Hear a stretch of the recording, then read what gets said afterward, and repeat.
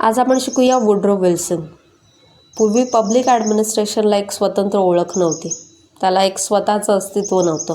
तो पॉलिटिकल सायन्सचा भाग मानला जायचा. वुड्रो विल्सन यांनी सर्वप्रथम ॲडमिनिस्ट्रेशन हा स्वतंत्र विषय आहे असं सांगितलं. म्हणून त्यांना फादर ऑफ पब्लिक ॲडमिनिस्ट्रेशन असं म्हणतात. त्यांचा प्रसिद्ध लेख द स्टडी ऑफ ॲडमिनिस्ट्रेशन हा पब्लिक ॲडमिनिस्ट्रेशनचा पाया मानला जातो आणि तो पॉलिटिकल सायन्स क्वार्टरली या जर्नलमध्ये प्रसिद्ध करण्यात आला होता. वुड्रो विल्सन यांचा जन्म 1856चा आणि त्यांचा मृत्यू 1924चा.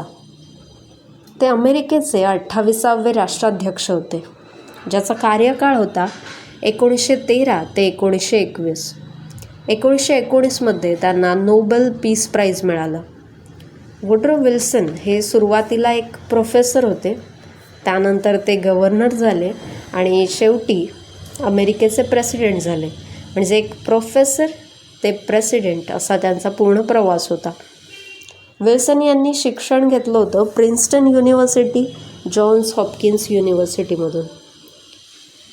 प्रेसिडेंट म्हणून त्यांनी अनेक सुधारणा केल्या. त्यांनी गव्हर्नमेंटमध्ये अनेक रिफॉर्म्स केले. अंडरवूड ॲक्ट, इन्कम टॅक्स सुरू केला, ज्याचा मिनिंग की जास्त उत्पन्न त्याने जास्त टॅक्स भरायचा. फेडरल रिझर्व्ह ॲक्ट आला. अमेरिकेची सेंट्रल बँकिंग सिस्टीम तयार केली, ज्याचा पर्पज होता money control, economic stability. Anti trust law म्हणजे मोठ्या कंपन्यांनी मोनोपॉली करू नये, एका कंपनीने संपूर्ण मार्केटवर कंट्रोल ठेवू नये. त्यानंतर चाइल्ड लेबर लॉ आला. लहान मुलांकडून काम करून घेण्याला विरोध करण्यात आला. 8 अवर्स रेल्वे वर्कर्ससाठी अशी अनेक कामं त्यांनी केली. आता वुड्रो विल्सन यांची एक फॉरेन पॉलिसी होती. विल्सन यांना युद्ध नको होतं. त्यांचा विश्वास होता डेमोक्रेसी, पीस, इंटरनॅशनल कोऑपरेशनवरती. त्यांनी इलेक्शन कॅम्पेनविषयी पण मेन ऑब्जेक्टिव्ह सांगितले होते की लिमिटेड गव्हर्नमेंट असावं, इकॉनॉमिक फ्रीडम असावा, बिझनेस मोनोपॉली कमी करणं, गव्हर्नमेंटने लोकांच्या जीवनात आवश्यक तेवढाच हस्तक्षेप करावा. आता वर्ल्ड वॉर I संपवण्यासाठी विल्सन यांनी 14 प्रिन्सिपल्स सांगितले होते. म्हणजे वेपन्स कमी करायचे, fair colonial settlement, freedom of sea, removal of trade barriers, बेल्जियमला स्वातंत्र्य, फ्रान्सला टेरिटरी परत करणं, इंडिपेंडंट पोलंड.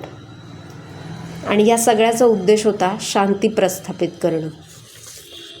आता वुड्रो विल्सन यांनी गव्हर्नमेंटबद्दल 2 प्रश्न महत्त्वाचे आहेत असं म्हटले होते की गव्हर्नमेंट काय करू शकते आणि गव्हर्नमेंटने ते काम इफिशियंट पद्धतीने कसं करू शकतं. त्यांनी ॲडमिनिस्ट्रेशन आणि पॉलिटिक्स याविषयी सांगितलं की फ्री एज्युकेशन देणं हे पॉलिटिक्स झालं, पण त्यात teachers, officers, collector, education department हे मिळून जी योजना लागू करतात ते झालं ॲडमिनिस्ट्रेशन. म्हणजे गुड गव्हर्नन्स काय आहे, ज्याचं planning, experience, professionalism, strong organisation हवं. त्यांनी पॉलिटिक्स आणि ॲडमिनिस्ट्रेशनची डायकॉटमी सांगितली. म्हणजे हे दोन्ही विषय वेगळे आहेत असं सांगितलं. पॉलिटिक्स पॉलिसी बनवते आणि ॲडमिनिस्ट्रेशन पॉलिसी लागू करते. म्हणजे हायवे बनवायचा असेल तर ते आहे पॉलिटिक्स आणि PWD, इंजिनियर्स, टेंडर्स हे सगळं झालं ॲडमिनिस्ट्रेशन. म्हणजे इझी फॉर्म्युला आहे. Politics policy making, administration policy implementation. आणि जर विल्सन म्हणतात की पॉलिटिक्स जर रोजच्या ॲडमिनिस्ट्रेशनमध्ये हस्तक्षेप करत असेल तर करप्शनमध्ये वाढ होते, इफिशियन्सी कमी होणार, न्यूट्रॅलिटी संपेल.